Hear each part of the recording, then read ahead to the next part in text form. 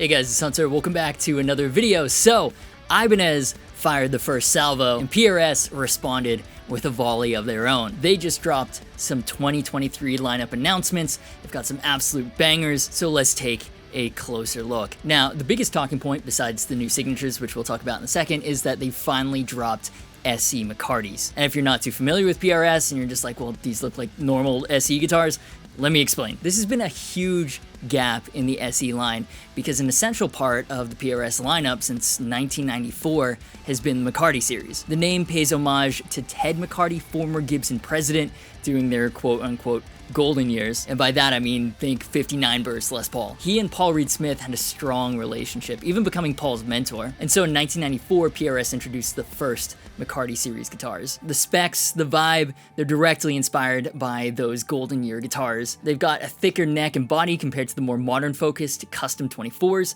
For example, in general, they have 22 frets instead of 24. Until now though, production McCartys have only been available as USA Core or S2 models. So the fact that they're here now, and not just one, but 3 separate models, is huge news for us non-dentists. So there's the $949 SE McCarty 594 mahogany body with a maple top and a flame maple veneer. It comes in black gold burst, faded blue, and vintage sunburst. The SE McCarty 594 single cut is also $949 with the same specs, comes in the same colors, black gold burst, faded blue, and vintage sunburst. And then the all mahogany SE McCarty 594 single cut standard is slightly more affordable at $829, comes in McCarty Tobacco Sunburst and Vintage Cherry. They've got the new shallow violin carve, which looks fantastic, bound rosewood fingerboards with the bird inlays. That's something that I really like from the SE line.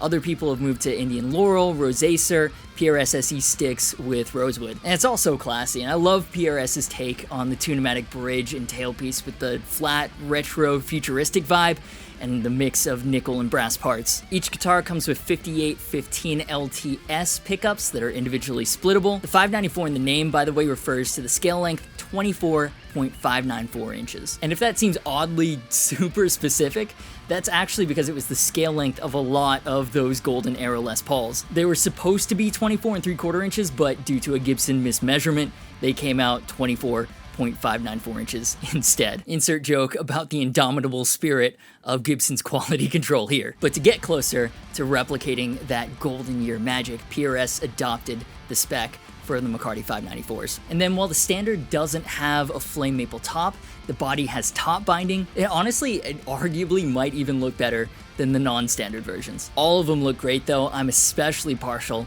to faded blue with the natural back and headstock. So I'm really excited about these new single cuts. How could I not? But also, you know, most of the production PRS SE models, the Custom 24, the Tremonti, they come with trems, or they've got one-piece stop tails like the Paul's guitar. So while I'm excited mainly because of all the nerdy details, this is great news for Hardtail fans as well. And now that they've introduced regular SE production McCartys, they've also introduced McCarty-inspired signatures as well. Firstly, with the SE DGT, which stands for David Grissom Tremolo. And we've talked about this one before in another video that I'll link to in the cards and in the description. And I'm not going to go into the details too much, so I'm not repeating myself. But essentially, it's a modified McCarty that does come with a tremolo, hence the name, makes sense, and a 2-volume, 1 push-pull tone control layout, meaning the DGT-S pickups can be split, although not individually. Exclusive neck profile that starts thinner at the nut and gradually evolves into a pattern vintage shape. It gets thicker as you go up the neck. 25-inch scale length and has the thicker McCarty body, so I guess you can kind of consider this the natural love child of a McCarty and a Custom 22. Comes in McCarty Tobacco Sunburst with bird inlays and then gold top with moon inlays. And then this next one caught me off guard. There's a new SE Zach Myers, and it might look familiar. Semi-hollow and in Myers blue with a matching flame maple veneer headstock. Now it's beautiful, it's like a wood library guitar in SE form, but wait a second, haven't we seen this one before on this channel even? Yep, I even demoed it, and I still think it's one of the best looking guitars I've had the privilege of having in the studio. So I was very surprised to see this on the list of new models. Now the issue when I had it was it just refused to stay in tune. The pitch drift was kind of wild, and I loved everything else about it, so it kind of broke my heart. Judging by the comments on that video, I was not alone in that experience. So for the 2023 version, they've actually increased the scale length from 24.5 inches to the McCarty's 24.594 inches. Now, that may not seem like much at all, but you'd be surprised what a seemingly small change in scale length can do, especially for intonation and for pitch drift. This is such a small ghost update. Maybe they should have changed the color, like make it Myers red or something. That way there's a proper visual cue to let people know they've actually changed something here. Exactly like what they've done with the new Holcomb models. Brisket burst is no more. Walnut has departed as well. I ain't even mad about it though, because Holcomb Blue Burst is sick. He's been teasing this on Instagram for a while. It's finally here. The build specs are the same as the previous version. 25.5 inch scale length for the 6, 26.5 inch scale length for the 7, mahogany bodies, satin maple necks, and 20-inch radiused ebony fingerboards that have 24 frets. Hipshot style hardtails and black chrome hardware, but they've not only changed the color. Mark Holcomb's signature Seymour Duncan Alpha and Omega set have been replaced with his new Seymour Duncan Scourge and Scarlet set. Honestly, I didn't vibe too hard with the Alpha Omega set. They were high output ceramics that had so much treble. I guess it made sense in the context of a band that has 3 guitarists, but by themselves, they're really harsh sounding pickups. Now, there aren't too many concrete details yet, but Luke Kramer, who is a Periphery super simp, says that these are supposed to be Alnico 8 powered and are a little more classic voiced, fatter and warmer. Big if true.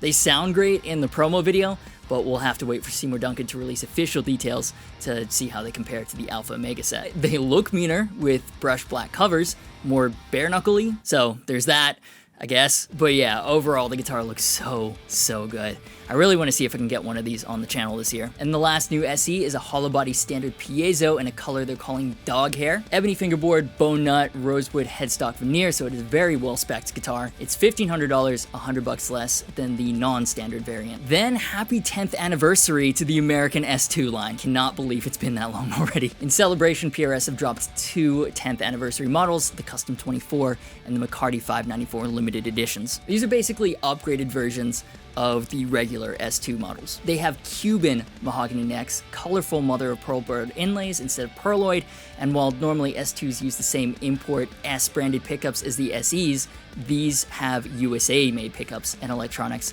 same as you'd find in the high-end core models. 8515 humbuckers in the Custom 24, 5815s in the McCarty 594. The 10th anniversary Custom 24 comes in black amber, Bonnie pink cherry burst, Ariza verde, faded gray black burst, fire red burst, and lake blue. While the 10th anniversary 594 comes in black amber, dark cherry sunburst, Ariza verde, fire burst red, lake blue, and McCarty sunburst. I'm not gonna lie, the S2 10th anniversary truss rod cover is kinda cheesy, but god damn if these don't look fantastic in fire red burst especially. Only 1,000 of each will be made, which is obviously not divisible by 6, so it'll be interesting to see how the color distribution turns out. And I don't know, man, I've been thinking of selling a few things and picking up another American PRS, either an S2 or a CE, because they are so good. I'm not gonna lie, that 10th anniversary limited edition McCarty is looking very tempting. But so does this next one. Dustie Waring's CE24 has a limited 2023 hardtail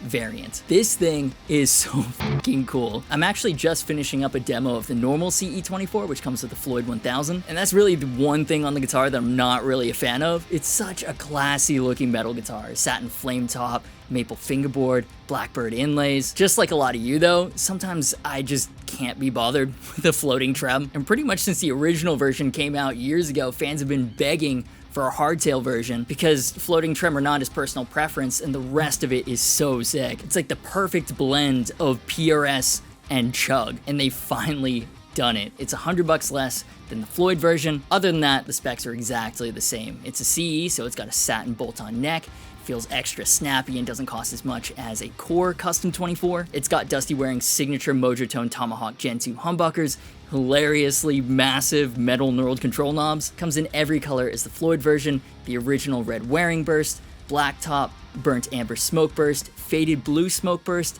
gray black, and a new jade smoke burst, all with outlined blackbird inlays. They've even added the jade smoke burst to the Floyd range as well, and it's the only one with limited outline inlays. Yeah, I mean, I am absolutely in love with the Dustie wearing CE behind me. I'm taking my sweet time with it because I do not want to send it back to PRS. Besides my Tremonti 10 top, this is my favorite PRS ever. And it's exciting they finally got a hip shot style hardtail variant for players that are put off by Floyds. Like, you shouldn't have to miss out on this guitar just because you don't like Floyds. And the last new guitar model is a Core Modern Eagle 5. And this is a weird looking thing for me. Let me explain. PRS guitars normally look so planned out and put together, and because Paul Reed Smith is a meticulous man, and this probably was very planned out, but this kind of looks like a Paul's guitar reverb listing that's been user modded to shit. You know, like they've slapped a direct mounted single coil in between two humbuckers with pickup rings.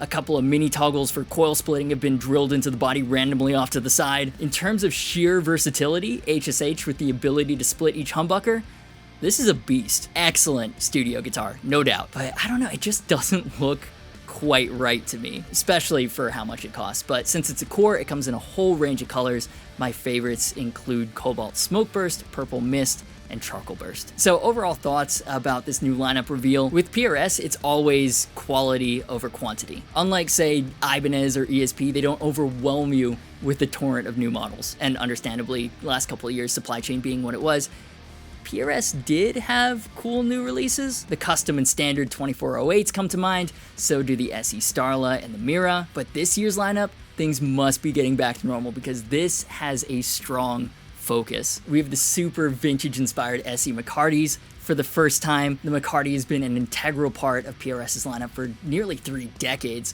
so that's been a huge notable omission from the SE line since its inception, and PRS have rectified the fuck out of that. You've got the 10th anniversary S2s, wish there were more of them, including at least one single cut, but they're solid enough, and again, the 594 is very tempting. On the signature side, people have been asking for a hardtail Dusty wearing model forever. PRS delivered. Tuning stability and pitch drift was a common grievance with Zach Meyer's model since even the previous version. They updated it with a longer scale length.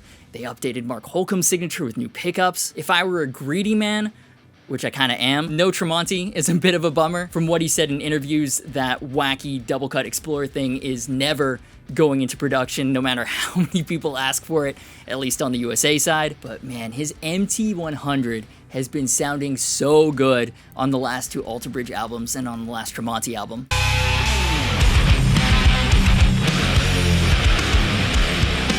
He's been using it a lot in the studio. It's supposed to have a Fender Twin Clean, chonky ass recto high gain tone, and a Dumble crunch channel all boiled into 1 amp. It's like his MT15, which is already amazing, but bigger, meaner, and then they've smacked a Dumble in there. Oh my god, I'm so pumped, and they haven't even promised a release date. He's posted a couple of pictures of the prototypes that he's used in the studio, but I was really hoping we might see a glimpse of it this year, the finished version I mean, with the tube shortage easing up. It's been in production for years. I'm still smoking the hopium that it'll be an April NAMM surprise. I'm really hyped for it, but I want them to get it right. Also on the Alter Bridge front, Miles Kennedy has been using a double humbucker bolt-on Telecaster PRS thing. Fingers crossed we'll get more details on that later this year. A couple of years ago, there were rumors circulating that there might be an SE Holcomb 8-string. That would be sick, and I keep kind of thinking we'll see it every year. Even though Periphery is more of a 6 and 7-string band, Mark has a custom